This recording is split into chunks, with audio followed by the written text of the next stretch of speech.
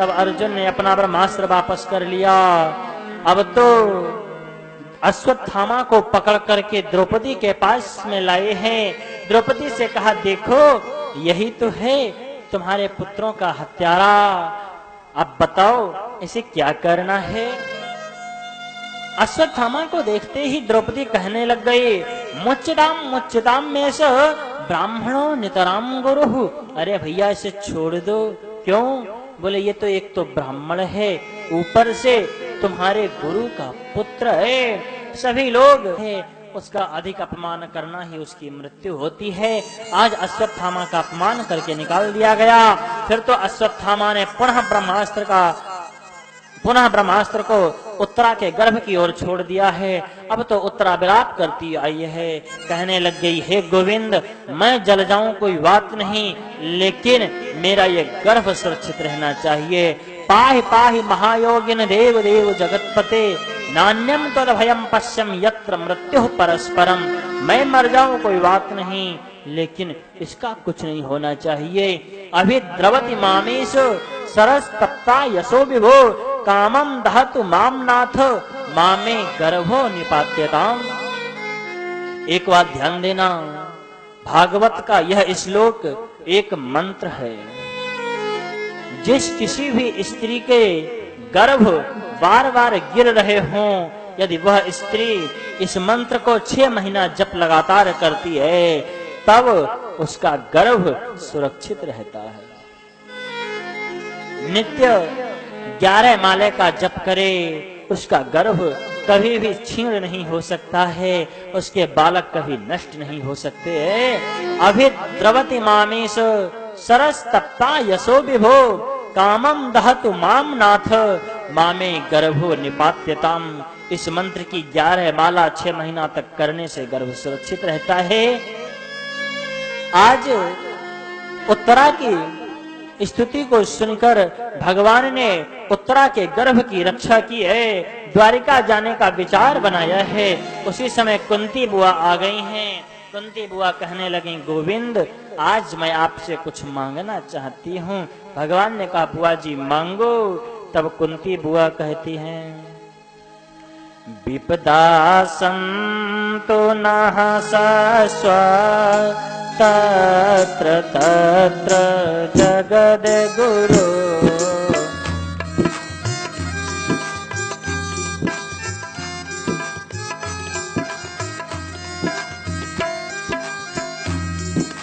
विपदा संतो नः सस्व तत्र तत्र जगद गुरु।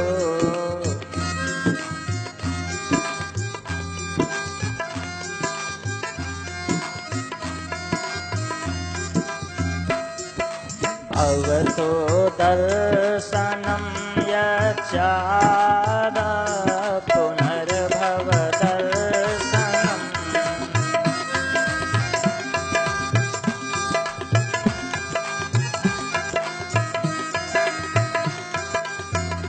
हे गोविंद, यदि आप देना चाहते हो तो हमें केवल एक ही वस्तु दो, हमारे जीवन में पग पग पर विपत्ति आती रहे।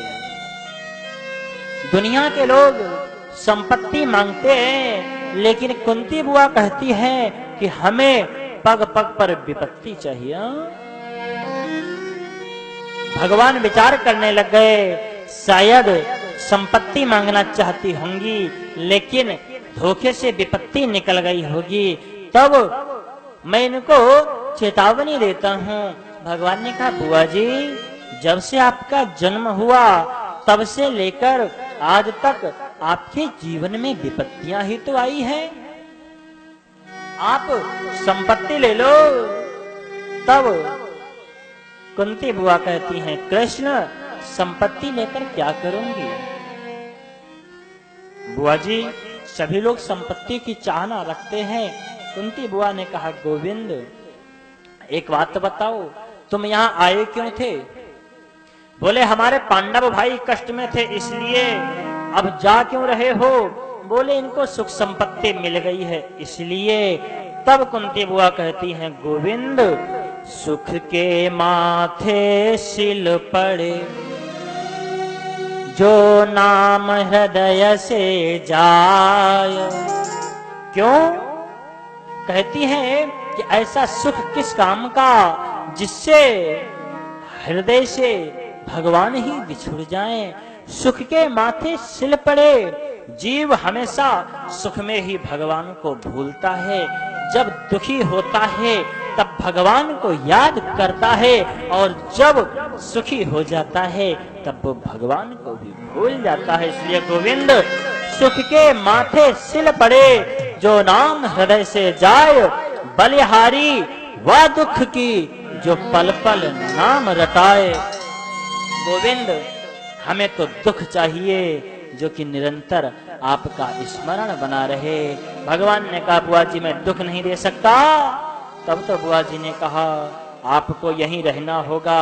भगवान वहीं रुक गए हैं। पितामह भीष्म के पास में पहुंचे हैं। पितामह भीष्म ने धर्मराज को, युधिष्ठिर जी को धर्म का उपदेश दिया है, और फिर पितामह भीष्म ने भगवान की 21 श्लोकों में स्तुति की है। गोविंद आप मुझे उसी झांकी का दर्शन कराओ। कौन सी? जो आपने महाभारत युद्ध में कराई थी।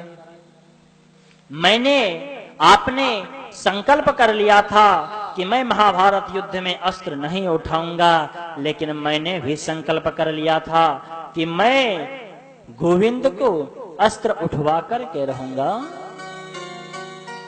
आज जो हरिहन शस्त्र गहाऊं, तौ लाजूं गंगा जननी को शांतन सुत न कहाऊं। यदि आज मैंने भगवान को अस्त्र नहीं उठवाया तो मैं गंगा पुत्र नहीं, मैं अपनी गंगा की, अपनी माँ की कोख को लज्जित करने वाला बनूंगा। इस प्रकार मैंने भी प्रण किया था। तब आपने प्रेम के वशीभूत होकर अपने प्रण को छोड़ करके मेरे प्रण को रखने के लिए महाभारत युद्ध में टूटा हुआ रथ का पहिया ही उठा लिया और अपने भक्त का प्रण रख लिया। आप स्वयं कहते हो मेरा मान टले टल जाए, पर भक्त का मान न टलते देखा। मेरा मान टल सकता है, लेकिन मैं कभी भक्त का मान टलने नहीं देता हूँ। भगवान ने पितामह भीष्म को उसी झांकी का दर्शन कराया है। तत्पश्चात भगवान ने पितामह भीष्म से पूछा आपकी कुछ इच्छा है? भीष्म जी ने कहा हाँ, मैं अपनी कन्या आपको देना चाहता हूँ। सभी लोग आश्चर्यचकित हो गए। जो नैष्ठिक बाल ब्रह्मचारी वो कहते हैं कि मेरी कन्या कहाँ से आए? तब पितामह ने कहा यह बुद्धि रूपी कन्या मैं आपको समर्पित करना चाहता हूँ। भीष्म जी ने भगवान की स्तुति की है, अंतिम प्रयाण किया है। भगवान द्वारिका में आए हैं। द्वारिका में भगवान का राजोचित सत्कार हुआ है। कुछ दिनों के पश्चात भगवान को जानकारी प्राप्त हुई है कि उत्तरा ने मरे हुए बालक को जन्म दिया है। भगवान हस्तिनापुर में आए हैं और उत्तरा के मरे हुए बालक को जीवित किया है।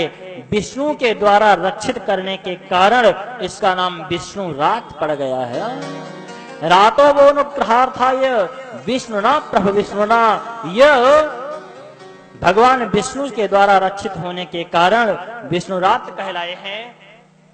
सभी लोगों में भगवान विष्णु की परीक्षा कर रहे थे, इसलिए इनका नाम परीक्षित भी पड़ा है।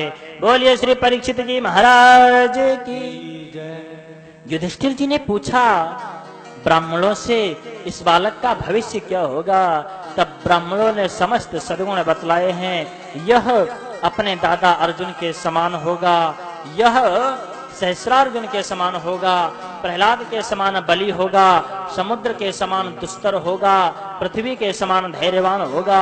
अनेकों उदाहरण दे दिए और अंत में कह दिया एक बार इस बालक को एक सर्प काटेगा और यह मर जाएगा।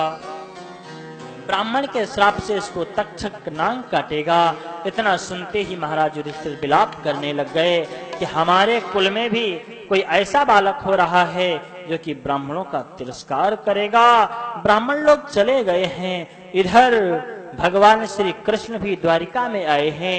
युधिष्ठिर जी ने भगवान श्री कृष्ण को अर्जुन के साथ भेजा है। अर्जुन 7 महीना तक द्वारिका में रहे। एक दिन महाराज अर्जुन युधिष्ठिर जी को कुछ अपशकुन होने लग गए हैं। तब वो भीमसेन से कहते हैं, भैया भीम, गतः सप्ताधुना मासा भीमसेन तवानुजः। हे भीम, तुम्हारे भाई अर्जुन को गए हुए 7 महीने बीत गए हैं, लेकिन अभी तक मुझे कृष्ण का कोई भी समाचार नहीं प्राप्त हुआ है। मेरे बाएं अंग फड़कते हैं, मुझे अपशकुन होते हैं। इस प्रकार की बातें कर ही रहे थे, उसी समय अर्जुन जी वहां आ गए। अर्जुन का मुख मलिन है। युधिष्ठिर जी ने पूछा, भैया अर्जुन क्या हुआ? अनेकों बातें पूछी हैं, लेकिन युधिष्ठिर जी से अर्जुन जी कुछ नहीं बोले। तब तो अर्जुन से युधिष्ठिर जी ने पूछा, हमें लगता है कि शायद द्वारिकाधीश भगवान श्री कृष्ण हम सभी को छोड़ करके चले गए हैं। इतना सुनते ही अर्जुन विलाप करने लग गए हैं। फिर तो युधिष्ठिर जी ने अर्जुन से बार बार पूछा है। अर्जुन ने सारी घटना सुनाई है कि भगवान हम सभी को छोड़ करके चले गए हैं। तब तो महाराज युधिष्ठिर ने परीक्षित जी को गद्दे पर बिठाया है और स्वयं जाकर के हिमालय की तलहटी में बद्रीनाथ से ऊपर पहुंचे हैं। बसोधारा में भी शरीर नहीं छूटा। तब स्वर्गारोहण में जाकर के 5 भाई द्रौपदी के सहित गल गए हैं। इधर महाराज परीक्षित चक्रवर्ती सम्राट बने हैं। महाराज परीक्षित ने सप्तदीप भुज बल बस कीन्हे,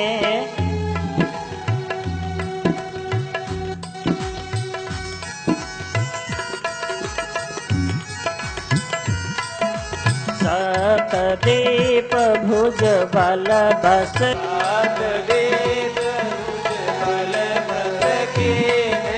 लय लय दंड छाड़ी नृपति,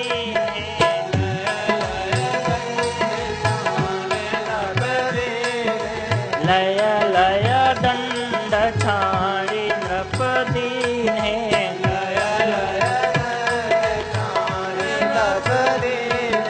महाराज परीक्षित ने समस्त राजाओं को अपने बस में कर लिया है। उन सभी से दंड ले लेकर के कर ले लेकर के उन सभी को छोड़ दिया है। परीक्षित जी ने दिग्विजय की है। दिग्विजय करते करते महाराज परीक्षित को एक बार धर्म और पृथ्वी गाय और बैल के रूप में मिले हैं। इन दोनों का संवाद सुना है। उसी समय एक कलयुग रूपी एक शूद्र रूपी राजा आया है। महाराज परीक्षित ने देखा हमारे राज्य में शूद्र शासन कर रहे हैं, ये उचित नहीं है। उस शूद्र को दंड देने के लिए तैयार हुए। वो शूद्र कोई और नहीं बल्कि महाराज इस युग का राजा कलयुग ही था। अब तो कलयुग भयभीत हुआ, परीक्षित जी की शरण में आया है। कलयुग ने कहा कि महाराज मुझ में अवगुण तो है, लेकिन एक गुण भी है। क्या? जो काम सतयुग में ध्यान करने से होता है, जो फल सतयुग में ध्यान लगाने से मिलता है, त्रेता में यज्ञ करने से मिलता है, द्वापर में पूजा करने से मिलता है, वही फल केवल कलयुग में एक बार भगवत नाम लेने से मिल जाता है। इसीलिए स्कंद पुराण कहता है, कलौ नास्त्यैव नास्त्यैव नास्त्यैव गतिरन्यथा,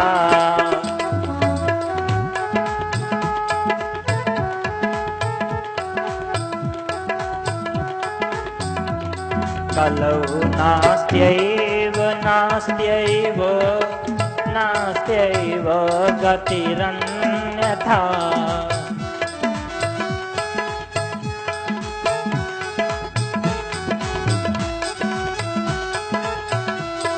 हरिर्नामैव हरिर्नामैव हरिर्नामैव केवलम्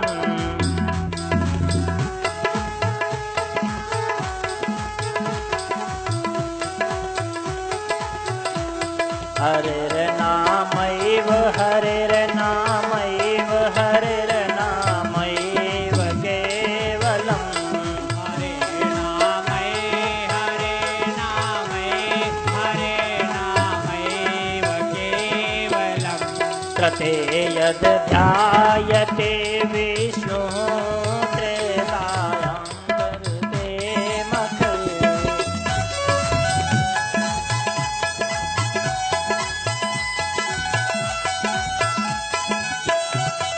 द्वापरे परिचर्यायां कलौ तद्धरि कीर्तना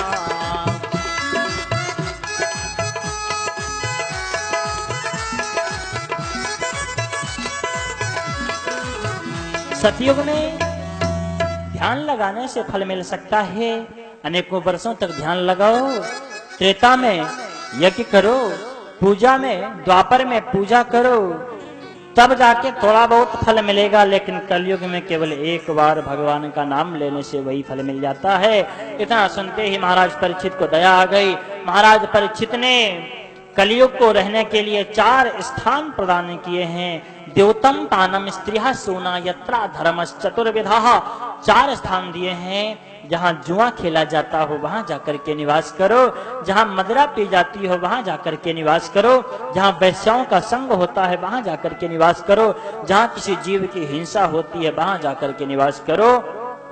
कलयुग ने कहा महाराज हमारा परिवार बहुत बड़ा है, कुछ और दे दो। तब रजो वैरम च पंचमम 5वां स्थान दिया है स्वर्ण का। ततो नृतम मदम कामम रजो वैरम च पंचमम 5वां स्थान पुनः याचमानाय जात रूप मदात प्रभु। उसके मांगने पर 5वां स्थान सोना अर्थात लक्ष्मी धन संपत्ति में दे दिया। धन संपत्ति में भी कलयुग का निवास है, लेकिन कौन सी धन संपत्ति में? तब कहते हैं जो धन संपत्ति अधर्म से कमाई जाती है उसमें कलयुग का निवास है, लेकिन जो धर्म से कमाई जाती है, मेहनत से कमाई जाती है, उस पर तो भगवान का अधिकार होता है। इस प्रकार महाराज परीक्षित ने कलयुग को 5 स्थान प्रदान किए हैं। कलयुग ने सबसे पहला आक्रमण महाराज परीक्षित पर ही कर दिया है। जब सांप को चोट लगती है तो बहुत क्रोधित हो जाता है, उसी प्रकार परीक्षित के ऊपर ही कलयुग ने अपना पहला प्रभाव डाला। परीक्षित ने राजकोष खोला, जरासंध का मुकुट रखा हुआ था, उस मुकुट को पहना। पहनते ही कलयुग ने अपना आक्रमण किया है। महाराज परीक्षित शिकार खेलने के लिए गए हैं।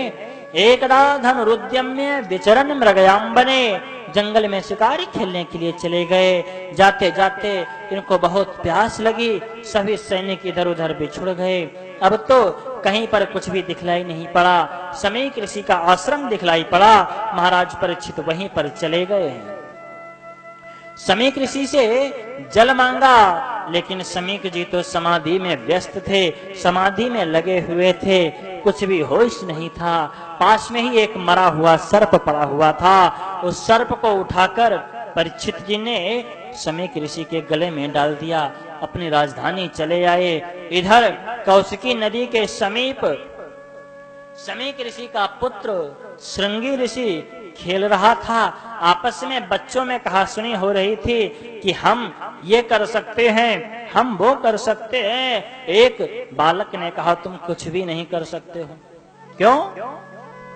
अभी अभी एक राजा तुम्हारे पिता के गले में मरा हुआ सर्प डालकर चला गया, तुम उसका तो कुछ कर नहीं पाओगे, कर नहीं पाए, और लोगों का क्या खाक करोगे? इतना सुनते ही समीक ऋषि के पुत्र श्रृंगी ऋषि को क्रोध हुआ है और उन्होंने हाथ में कौशिकी नदी का जल लिया और श्राप दे दिया। इति लंघित मर्यादा सप्तमे तक्षकः हनिः, जिसने भी इस मर्यादा का उल्लंघन किया है उसको आज के 7वें दिन तक्षक नाग काट लेगा। अब तो अपने पिता के पास में आए हैं। मुक्त कंठ रुरोध, मुक्त कंठ से रोने लग गए हैं। पुत्र के रोने की आवाज को सुन